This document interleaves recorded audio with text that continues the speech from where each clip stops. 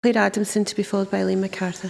Thank you, Presiding Officer. I'd like to first of all just put on record what the minimum income guarantee will mean for Scottish students. It's an annual income of £7,250 through a combination of bursaries and loans for students with families on incomes of less than £17,000.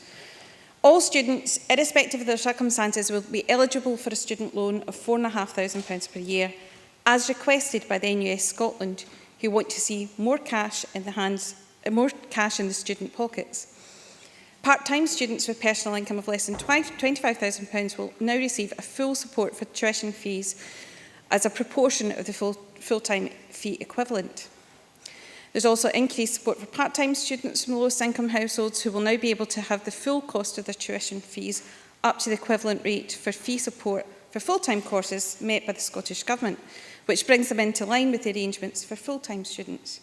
And also dental and medical students will have support throughout the length of time of their courses, which previously they saw less support in their final years.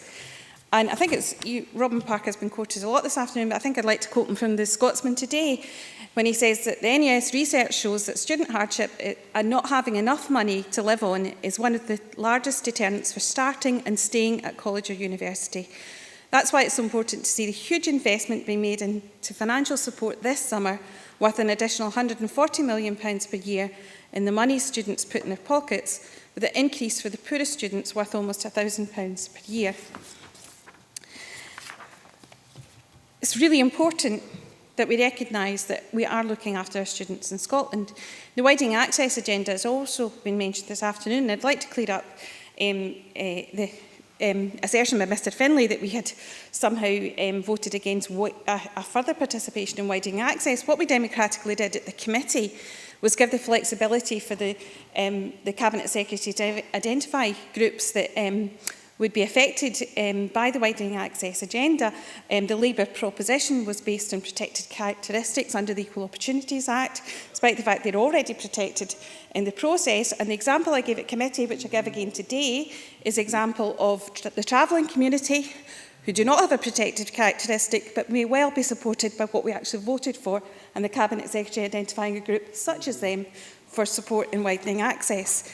I would like to quote Sir Timothy O'Shea, Principal of Edinburgh University, who says, "We are very supportive of the whole bill in terms of its intentions with regards to widening participation, greater efficiency of the sector and greater accountability."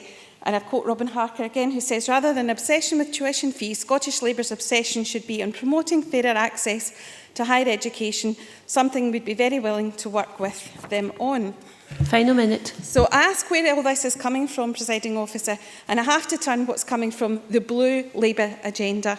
That's why we're seeing child benefit cuts not being reversed. That's why we're seeing an inability to the means testing being introduced for fuel payments coming from the Labour Party down south. Please. And the people on these benches would lead you to believe that they are actually looking after poor people. But what actually happens in reality, like in the Labour borough of Newham, where long-standing Labour Mayor Robin Wales has overseen fast-tracking of people employment into housing in the waiting list.